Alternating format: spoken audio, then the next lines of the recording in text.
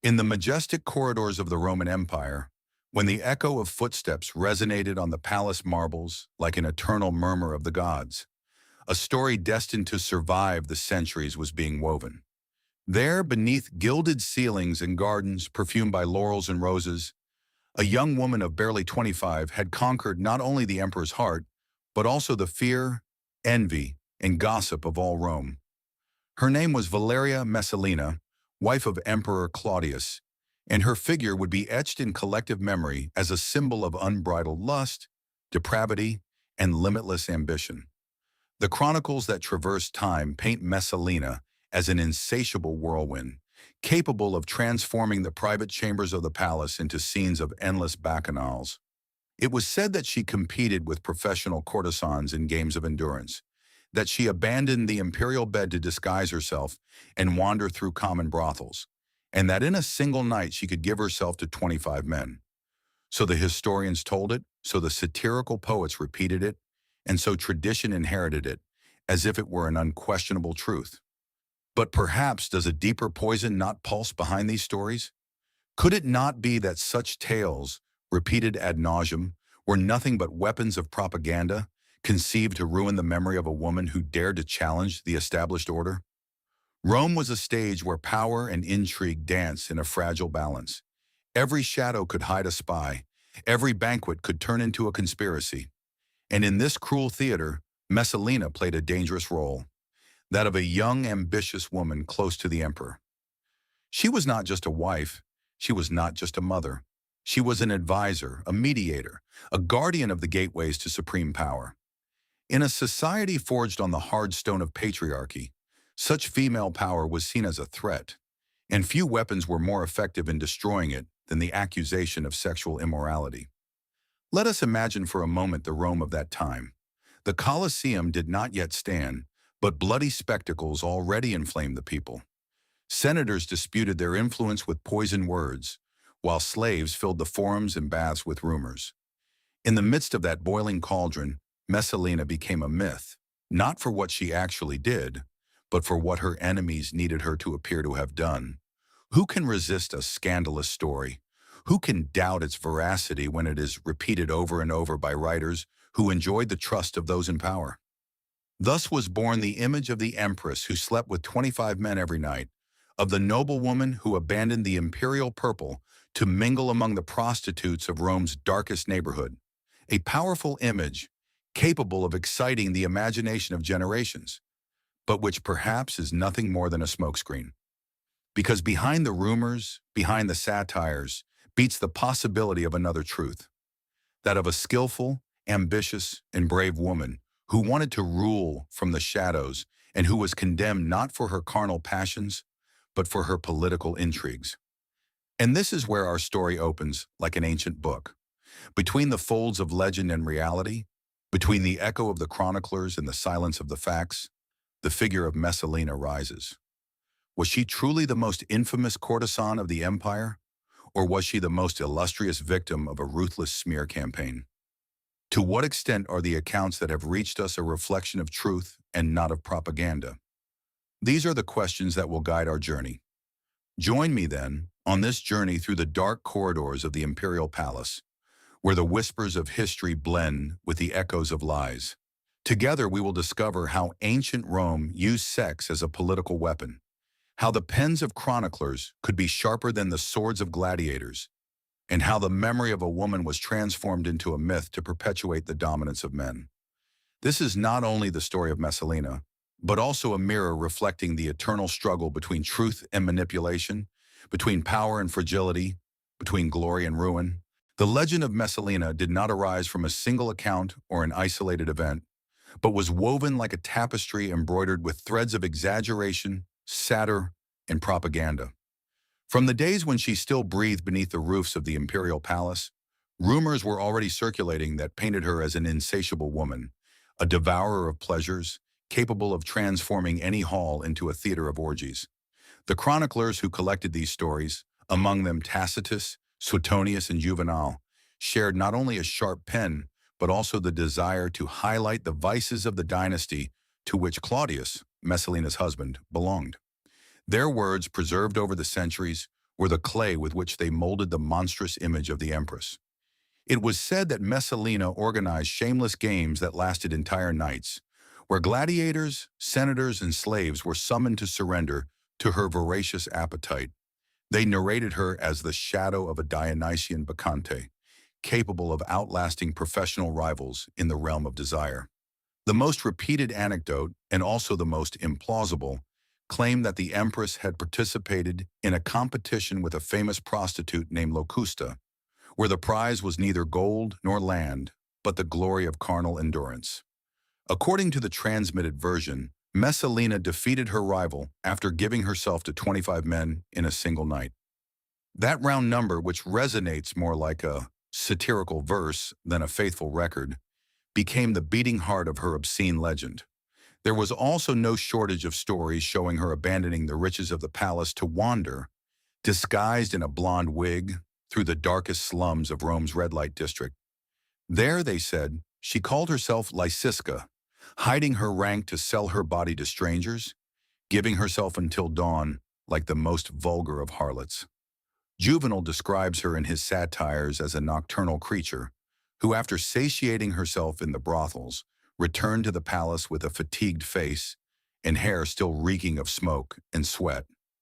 Suetonius, for his part, claimed that Messalina went so far as to organize games in which gladiators competed, not for laurels or palms, but for the promise of a night in the imperial bed. Tacitus recounted banquets in the gardens of Caesar that devolved into depraved orgies, scenes of excess that were shocking even for a Rome accustomed to debauchery. But when one looks coldly at these sources, an obvious pattern emerges. They were all men. They all wrote under regimes that had political motives to discredit the memory of the Julio-Claudian dynasty, and they all resorted to proven formulas to denigrate women in power. The accusation of lust was the invisible sword used to clip the wings of women who had dared to soar too high. The narratives about Messalina follow a literary mold, the powerful woman transformed into a sexual monster. She was not the first to suffer it, nor would she be the last. The same was said of Cleopatra, of Julia, of Agrippina. The exaggeration served a purpose: to divert attention from their political influence and reduce their image to that of a body enslaved by uncontrolled impulses. The details, such as the impossible number of lovers or the supposed competitions with prostitutes, bear the hallmark of fable rather than the mark of reality. Let us think about it. Can anyone withstand the passage of 25 men in a single night and rise the next day to spearhead palace intrigues? The number is nothing more than a symbol, a literary device used to multiply astonishment and contempt. The same goes for the prostitute disguise. The scene of the empress covering her hair with a wig and roaming the red light district fits all too well into Roman comedy, with its characters ridiculed for their greed. It is as if the writers had taken passages from theatrical plays and embedded them into the historical account to condemn her. However, what is fascinating is that these stories, born of exaggeration, took strong root in popular memory. The people, eager for scandals and lovers of depraved tales, repeated the legend in the squares, in the baths, in the forums. From mouth to mouth, the myth of Messalina grew like a wildfire fed by rumors and satires. Soon her name became synonymous with unbridled lust, and that fame survived long beyond her own life. At this point in our narrative, the question resonates once again. To what extent do these descriptions reflect the real woman and not the phantom constructed by her enemies? The truth is that the testimonies coincide too much in their intention, and the most extreme anecdotes seem taken from comic literature. The portrait of Messalina as an imperial nymphomaniac functioned as the perfect weapon. It discredited her lineage, undermined her husband's legitimacy, and at the same time served as a warning to any other woman who might try to imitate her ambition. The legend was born, and with it an indelible stigma. The more the chroniclers repeated it, the further it drifted from the flesh and blood of the real empress, becoming an archetype. The woman who, blinded by desire, destroyed everything she touched. Thus, even before her fall, Messalina was already a dangerous myth, a specter that would haunt history to teach future generations what happened to women who dared to claim a power that society was not willing to grant them. Before rumors turned her into a specter of lust and depravity, Valeria Messalina was flesh and blood, daughter of one of the noblest houses of Rome. She was born around the year 22 AD, into a lineage that shone like a constellation among the powerful. Her blood was marked by the heritage of Mark Antony, the man who had loved Cleopatra and defied Augustus himself, and by Augustus himself, the first emperor of Rome, architect of the imperial peace. Few could boast such an ancestry, a mixture of military glory, political ambition, and family tragedy. From her cradle, Messalina was destined to play a role on the chessboard of the powerful.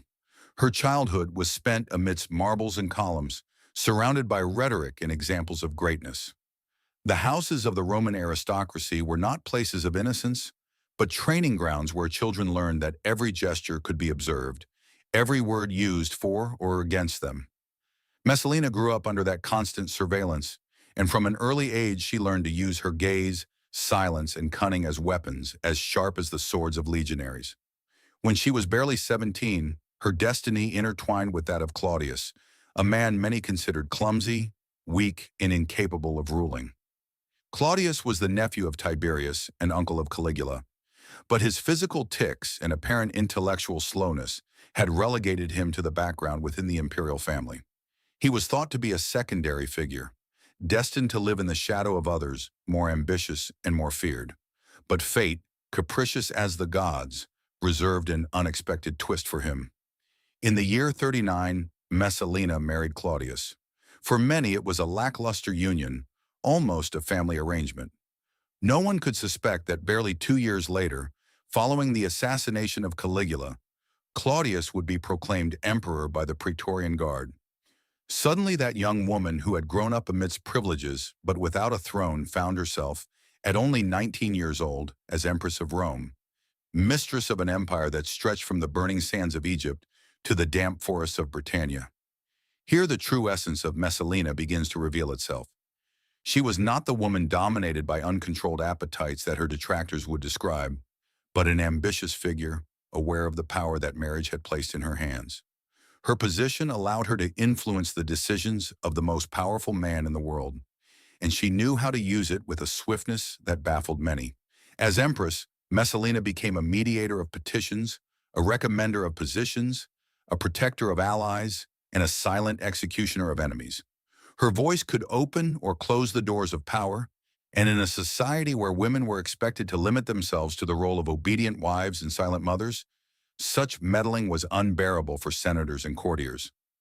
The Roman Senate, composed mostly of men who were suspicious of any female influence, viewed her every move with suspicion.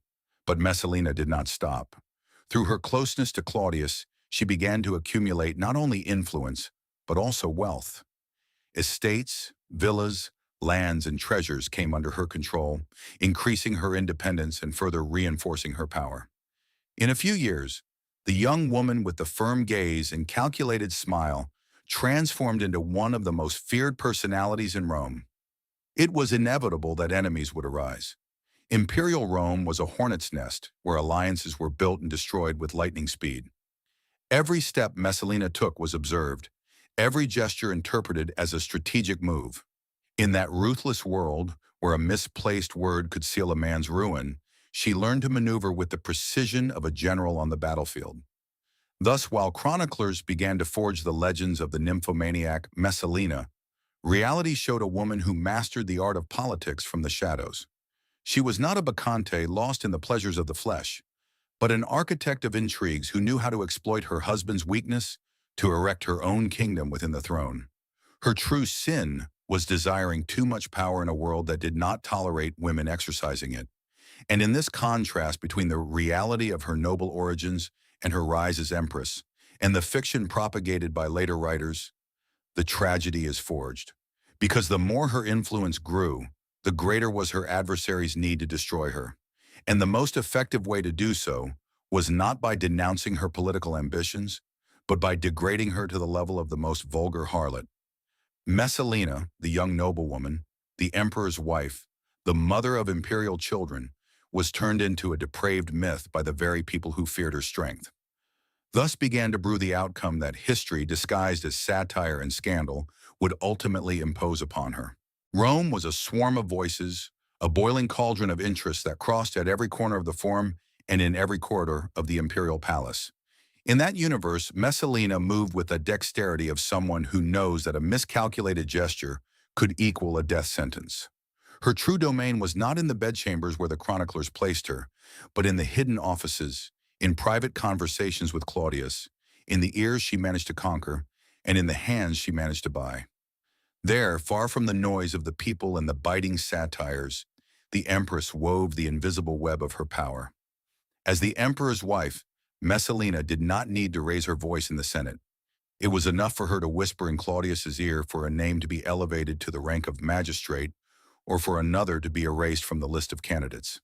The men who came to the palace with hopes of promotion knew that it was not only the will of Caesar they had to win over, but also the favor of his consort, and Messalina, aware of this, played her cards masterfully. To some she offered protection, to others she extended promises that she later turned into chains of loyalty. Little by little, her enemies began to notice how the pieces on the board were moving against their interests. It was not chance playing, but the hidden hand of the empress. Several senatorial families saw how their rivals were favored, how their properties were claimed by imperial order, how their voices lost strength in council discussions. Messalina, still young, had learned to use Claudius's distrust to her advantage. The emperor, insecure due to his limitations and constantly fearful of betrayals, found a trusted advisor in his wife. She pointed out suspects to him, showed him potential conspirators, and Claudius obeyed, convinced he was securing his throne. The documents that have reached us reveal a very different portrait from the woman described by obscene poets. There appears the strategist who orchestrated the ruin of those she considered obstacles. Some were condemned to exile, others to death, always under the pretext of protecting the security of the empire. In reality, every execution, every confiscation, was another brick in the wall of power that Messalina was building for herself. Gold flowed into her hands, fertile lands, villas full of slaves, urban houses, all of it became part of her estate. Rome murmured that the empress had riches comparable to those of the oldest men in the Senate. That accumulation was not just a symbol of greed, but a guarantee of independence. Whoever possessed lands and treasures also possessed clients, allies, and soldiers willing to defend her. But Messalina did not act driven solely by avarice. What she sought deep down was to consolidate a power that in her time was forbidden to women. Her direct influence over Claudius was the key, but she needed a solid edifice that would hold up when the emperor doubted or when enemies raised their voices against her. That is why she reinforced alliances, why she made sure to place her loyalists in key positions, why she ruthlessly eliminated those who could threaten her. One must not imagine, however, that her path was free of thorns. Senators were suspicious, courtiers conspired, generals whispered among themselves. Every time an imperial order fell upon an enemy of Messalina, resentment grew in the shadows. The Senate, dominated by men proud of their lineage and jealous of their power, could not bear that a woman, no matter how much she was Caesar's wife, was directing the orchestra of politics. Her mere presence in the gears of the state was an insult to patriarchal tradition. Thus, while poets wove fables about her supposed sexual debauchery, far more dangerous revenges were being plotted in the marble halls. Messalina walked on slippery ground, knowing that every smile at banquets could hide a dagger, that every applause in the Senate could be the prelude to betrayal. And yet she continued to advance. Her power was too intoxicating and her youth too impetuous to stop.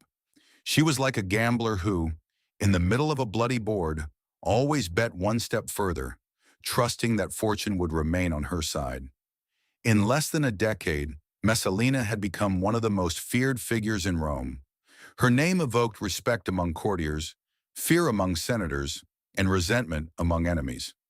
And although popular legend reduced her to a symbol of lust, in reality, her true weapon was politics.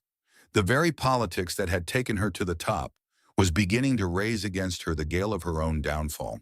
The story of Messalina reached its climax in an episode that chroniclers described as the greatest of her crimes. Although viewed with a critical eye, it seems more like a hall of mirrors between intrigue and propaganda. In the year 48 AD, When she was not yet 30 years old, the empress was accused of having secretly married Gaius Silius, a young senator of noble lineage, handsome and ambitious. The news fell upon Rome like a thunderclap in midsummer. The emperor's wife, secretly married to another man. Ancient accounts contradict each other in the details, but all agree on the scandal. Some said the ceremony was held secretly in a private house, complete with witnesses and nuptial rituals, as if Messalina had decided to abandon her imperial bed and crown Silius as her new companion. Others claimed that this supposed marriage was nothing more than a political charade, an alliance sealed with symbols to prepare a coup against Claudius. The truth is that none of these versions can be taken as absolute truth, and the shadow of conspiracy stretches over all of them. Was it truly an act of adultery, born of desire and passion? Or was it, rather, a desperate move by the Empress to secure a strong ally, a companion who could support her in a world where enemies grew like weeds? Silius, young and bold, was seen by many as a latent threat to the emperor. Uniting his destiny with that of Messalina could mean the preparation of a palace rebellion, a movement capable of shaking the foundations of the throne. The speed with which the tragedy unfolded is revealing. Claudius was away from Rome when he received the news, and his first reaction, according to the sources, was disbelief. He needed his advisors to insist, to repeat the details ad nauseum, for the emperor to grasp the magnitude of the supposed outrage. It was then that the machinery of accusation was set in motion. There was no time for defenses, no trial to weigh evidence. It was decided that the empress must die. The Senate, which had long resented Messalina's power, silently celebrated the news. The courtiers who had suffered under her influence saw in the scandal the long-awaited opportunity to destroy her. And the chroniclers, always ready to adorn the empire's dramas with words, took it upon themselves to transform that confusing episode into a tale of treason and lust that would endure for centuries. The contradictions, however, are too many. Some accounts say that Messalina, upon learning of the sentence, ran desperately to the gardens of Lucullus, begging for forgiveness, while her young children followed her crying. Others claim she tried to defend herself, that she requested an audience to explain that it had all been a political agreement, a misinterpreted alliance. But no plea reached Claudius's heart. Surrounded by advisors who feared losing power if she survived, the emperor remained silent, allowing the sentence to proceed. Death came without ceremony. Messalina was executed swiftly, without trial or defense, as if to erase any shadow of doubt in a single stroke. Some say that not even Claudius was present, and that others decided in his name, fearful that the emperor might waver and forgive his wife. Thus ended the life of a woman who had woven for years the most feared web of power in Rome, destroyed in a matter of days by a scandal whose roots remain shrouded in mystery even today. The episode of the marriage to Silius was presented to posterity as irrefutable proof of her depravity. What greater outrage could an empress commit than to marry another man while Caesar still lived? But behind that narrative beats the suspicion of a carefully orchestrated conspiracy. The speed of the process, the lack of evidence, the contradictory versions all suggest that Messalina was the victim of a trap set by those who could no longer tolerate her influence. In this way, Messalina's fall was not so much a punishment for disorderly passions as the logical outcome of her accumulated power. She had reached an intolerable degree of influence in a society dominated by men. She had played the game of politics with too much audacity, and finally her rivals found the perfect weapon to destroy her, a sexual scandal, impossible to defend against, that appealed to the emperor's honor and the people's morality. Thus, in the year 48, Rome witnessed the sudden fall of its most feared empress, a fall as swift as it was brutal, designed not only to end her life, but to erase her legacy and reduce her memory to a stigma. With her death, Messalina ceased to be the ambitious woman who had defied the Senate and the courtiers, to become a symbol of depravity, an example of what happened when a woman dared to raise her head above the imposed limits. Messalina's death did not end her story. Rather, it paved the way for the chronicler's pens to transform her into an eternal myth of depravity. And in this metamorphosis, a disturbing pattern is revealed, a strategy repeated throughout the centuries to annihilate the memory of those women who dared to challenge the limits imposed by the patriarchal order. Rome, with all its greatness, was but a mirror reflecting the fragility of the female condition when it dared to claim a power that was not permitted to it. The accusation of lust, of insatiable sexual excesses, was the preferred weapon. Cleopatra, the Queen of Egypt, who conquered the hearts of Roman generals, was described as a lascivious sorceress who used her body as a trap. Julia, daughter of Augustus, was accused of promiscuity to justify her exile and the stripping of her privileges. Agrippina, mother of Nero, also suffered the lash of incestuous insinuation. All of them, figures of influence, were reduced to obscene caricatures that overshadowed their political skills, their intelligence, or their ambitions. In this context, the campaign against Messalina was not an exception, but rather another chapter in a tradition that linked female power with sexual disorder.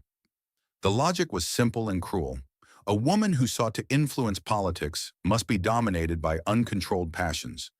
For in the Roman mindset, female virtue consisted of silence, obedience, and chastity. Any deviation from this ideal was punished with the most devastating defamation. What is revealing is that, in the first accounts contemporary to Messalina's fall, the accusations focused more on political treason, on the alleged conspiracy with Gaius Silius. But as time passed, the pens of Juvenal and other later writers embellished the story with increasingly obscene scenes. What began as a political scandal became a pornographic legend. The empress who had hatched plots came to be remembered as the woman who, in disguise, roamed brothels until dawn. The truth faded away, and in its place rose a grotesque mask. It is impossible not to notice that these stories reproduced formulas typical of Roman comedy.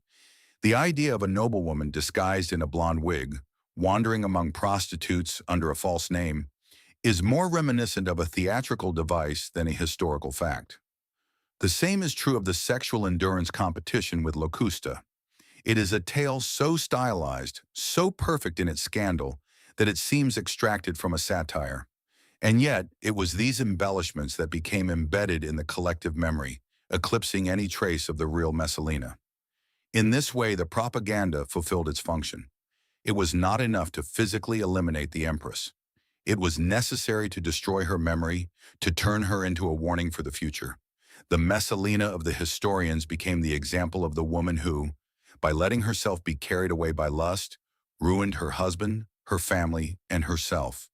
A distorted mirror that served the interests of the Roman patriarchy. And what is most disturbing is that this mechanism of defamation was not limited to antiquity. Throughout history, powerful women continued to suffer similar accusations. In every era, in every kingdom, the tool of sexual defamation was wielded against them with the same effectiveness. As if it were an eternal echo, the stories of Cleopatra, Julia, Agrippina, and Messalina were repeated with other names in other settings. The memory of Messalina, therefore, is not just an isolated case of injustice. It is the reflection of a universal strategy to silence and annihilate those who, through their ambition or talent, represented a threat to the established order. The accusation of lust not only destroyed reputations, it turned women into ridiculous figures, into moral warnings, into distorted shadows that prevented posterity from recognizing the truth of their actions. With each passing century, the stories about Messalina became more extreme. Juvenal, writing decades after her death, painted a portrait in which barely a trace of the real woman remained. His Messalina was already a mythical creature, a monster of infinite appetites, as unreal as she was fascinating. Satire had become history, exaggeration accepted truth. Thus, the case of Messalina clearly shows us how historical narratives can be shaped by political and cultural interests, to the point of almost completely erasing the original figure. The woman who once astutely pulled the strings of politics was reduced to a symbol of depravity, and this symbol served to reinforce the idea that female power inevitably led to ruin. Messalina, Cleopatra, Julia, Agrippina. They are all part of the same tragic chorus of a repeated melody that echoes through the centuries. Their stories warn us of how lies, dressed in scandal, can be more enduring than the truth, and how societies in their desire to preserve an order do not hesitate to sacrifice the memory of the women who challenged it. The end of Messalina did not mean the end of her influence on history. Quite the contrary, her name survived for centuries, but not as the ambitious and astute woman she was in life, but as a ghost distorted by propaganda, turned into an archetype of female depravity. That is perhaps the cruelest fate. It was not enough to take her life. It was also necessary to strip her of her dignity, transforming her memory into an obscene mirror that would serve as a warning to any woman who dared to challenge the established order. Over time, the myth grew and amplified. Writers of later eras, eager to contrast their own regimes with the excesses of the past, found a useful instrument in Messalina. The more her supposed vices were exaggerated, the brighter the virtues proclaimed by the rulers of the present shone. Thus, the empress was sculpted as a symbol of moral disorder, an example of what should never be repeated. The contrast was perfect. Against the princes who claimed to embody discipline and virtue stood the shadow of Messalina, crowned not with laurels but with lust. This mechanism of distortion reveals much more than a simple personal hatred toward her. It shows us how propaganda can shape historical memory so powerfully that even 2 millennia later we remain trapped in its spell. Who has not heard, even vaguely, the name of Messalina associated with the word lust? How many remember, on the other hand, her political maneuvers, her noble lineage, her role in the imperial court? The disproportion between myth and reality is a perfect example of how the powerful decide what deserves to be remembered and what must be silenced. And yet, by carefully peeling back the layers of exaggeration, a much more human and complex portrait appears. Messalina was not a monster, but a woman born into a family destined for power, who used her intelligence and ambition to navigate a world where politics was a constant battlefield. She was a mother, a wife, and above all, a strategist. Her mistake, if we can call it that, was not settling for the passive role that Rome demanded of women of her rank. Her audacity consisted of wanting to rule from the shadows, of occupying a space that tradition reserved only for men. That audacity was punished with defamation, because in the logic of Rome, a woman who seeks political power is immediately suspected of moral corruption. The story of her life was tainted by that idea. Her ambition was translated as lust, her influence as debauchery, her independence as sin. Thus, the stigma of Messalina transcended her own life and became a metaphor. The lesson her story leaves us is not limited to antiquity. Throughout the centuries, the use of sexual defamation remained a weapon used against powerful women. The shadow of Messalina reappears in every era, disguised under other names, but always with the same purpose: to delegitimize anyone who represents a threat to the foundations of a male-dominated system.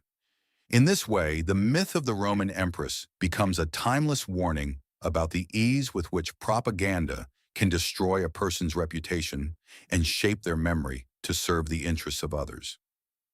Today, as modern historical studies scrutinize ancient sources, the plot is revealed with greater clarity. The most scandalous anecdotes come from satires and comedies, not from impartial records. The impossible numbers, 25 lovers in a single night, are more of a literary device than a real fact. The prostitute disguise is more reminiscent of theatrical farces than an episode from the daily life of an empress.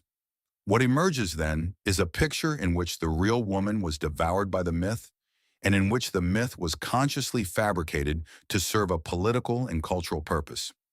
Messalina's legacy, distorted and corrupted, is proof that history does not always tell what happened, but what the victors decided should be told. Her figure became an example, a warning, a stigma. But behind that mask still beats the possibility of another interpretation, that of a woman who, with all her lights and shadows, tried to survive in a world that did not tolerate her ambition. Let us imagine for a moment Messalina, not as the caricature left to us by the chroniclers, but as the young woman who, at barely 19 years old, suddenly found herself beside the most powerful man on the planet. Let us imagine the weight of the decisions she could influence, the alliances she had to weave, the dangers that lurked in every corner of the palace. Let us imagine the loneliness of knowing she was surrounded by enemies, of depending on the will of a husband easily manipulated by others. She was not a crazed bacchante. She was a strategist in a game she ultimately lost. More than 2,000 years later, her name continues to provoke fascination and debate, and perhaps therein lies her true victory. Despite all attempts to erase her beneath layers of slander, we are still talking about her, still wondering who she really was. That persistence reminds us that history, no matter how manipulated it may have been, always holds cracks through which the truth can peek out. The case of Messalina is, ultimately, a lesson on the power of narrative.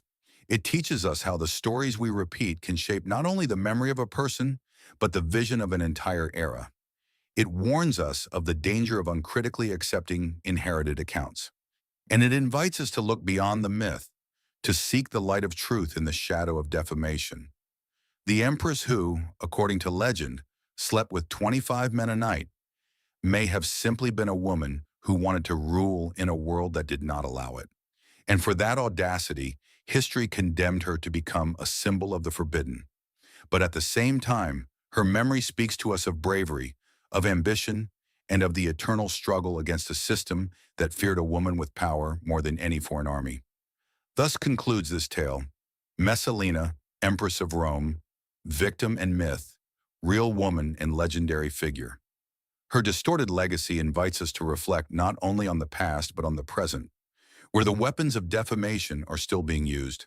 And it reminds us that true history, the one that beats beneath layers of propaganda, is always richer, more complex, and more human than any caricature invented by the victors.